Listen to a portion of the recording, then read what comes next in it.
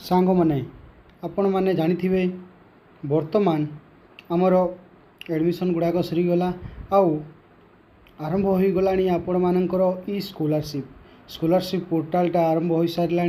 तो जो भाई भौणी माने ऑनलाइन अप्लाई करने को चाहूँगी आमर स्कॉलरशिप सेमानंकु जड़े देवाक चाहूँगी जे आमर यही नवेम्बर मास आसंता नवेम्बर मास 30 तारीख हूँ ऑनलाइन अप्लाई रो लास्ट डेट।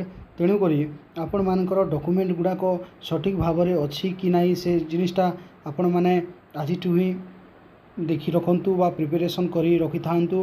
देखंतु ऑनलाइन आरंभ सरिलानी। ऑनलाइन सरला परे आपण मानकर जो वर्तमान स्कॉलरशिप पाई जो डॉक्यूमेंट गुड़ाक लागिबो आपण माने सेटा लिखि रखु। प्रथमे आपण मानकर आधार कार्ड रे मोबाइल नंबरटा लिंक करने को पड़ो। सेटा बहुत इम्पोर्टेंट कहीं जेकोसी भाई भौणी मानक पई +2 +3 बा जेकोसी ग्रेजुएटेड भाई भौणी माने पीजी करथिबा भाई भौणी मानक पई मध्य आपण मानक प्रथम रजिस्ट्रेशन करने को पड़े ई स्कॉलरशिप पोर्टाल रे। तो सेति पई आपण मानक एठी लिखा जाइथिबो आपण माने देखि पारुथिबे से मानकर आधार कार्ड सहित मोबाइल नंबर लिंक रहिथिबा दरकार। जो द्वारा आपण माने एठी क्लिक कर सारला परे आपण मानकर आधार कार्ड नंबर मागिबो। तापरे से आधार कार्ड नंबर द्वारा आपण मोबाइल को गोटे मेसेज जीवो। तापर मोबाइल जाई सारला परे आपण मनकर डेट ऑफ बर्थ नाम ग्राम सब डिटेल्स फिलअप हो सारला परे आपण मनकर आईडी पासवर्ड मागिबो। सेटा आईडी पासवर्डटा निजे क्रिएट कर सारला परे लॉगिन को जीवा पड़े।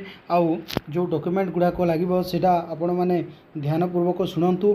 आपण मानकर 10th जदि +2 एडमिशन कर सारी ताहले आपण मानकर 10th सर्टिफिकेट जदि आसी जाइछि बोर्ड रु ताहले से बोर्ड सर्टिफिकेट लगे।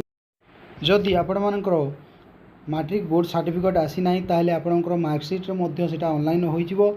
आउ +3 जो भाई भौणी माने +3 एडमिशन करि अछंती से मानक पई +2 रो मार्कशीट लागिवो। तापरे आपण मानकर +2 हो किंबा +3 रो जो एडमिशन जो डेट रे करथिले से डेटटा को फिलअप करबा को पड़िबो। तापरे आपण मानकर वैलिड रेसिडेंट कास्ट आउ इनकम सर्टिफिकेट मध्य अपलोड करबा को पड़िबो। तेणु करी आपण माने जो भाई भौणी माने +2 +3 बा पीजी रो ऑनलाइन करि अछंती आउ सेमानकर रेसिडेंट कास्ट इनकम सर्टिफिकेट गुड़ाक वैलिड नहीं ताहले आपण यथाशीघ्र आपणकर रेसिडेंट कास्ट इनकम सर्टिफिकेट गुड़ाक बनै नियंतु। आउ आपणक गोटे वैलिड पासबुक मध्य लागिबो। तेणु करी जो भाई भौणी मानकर पासबुक रही से मानकर बहुत बढ़िया। और जे मानकर पासबुक गुड़ाक करि नाहंती से माने जेकोसी अकाउंट स्टेट बैंक हो बरोदा हो किंबा जेकोसी अकाउंट मध्य खोली पारिबे। तापरे आपणकर जेहेतु वर्तमान तो आपणकर ई स्कॉलरशिप रो ऑनलाइन टा आरंभ हो सारिलानी। तेणु करी आपण माने जेकोसी ऑनलाइन सेंटर रे मध्य ऑनलाइन करि पारिबे। आउ सेति पय आपणकर पासपोर्ट साइज रो फोटोटीए मध्य लागिबो। आउ जो डॉक्यूमेंट गुड़ाक लागिबो आपण माने से डॉक्यूमेंट गुड़ाक धरिकी ऑनलाइन सेंटर रे आपण ऑनलाइन करि पारिबे। आउ एपरी इनफॉर्मेटिव वीडियो गुड़ाक पाइबा पई हमर एई चैनल टाको सब्सक्राइब करिवे। आउ नेक्स्ट वीडियो रे देखाइबो। रहउची धन्यवाद। जय जगन्नाथ।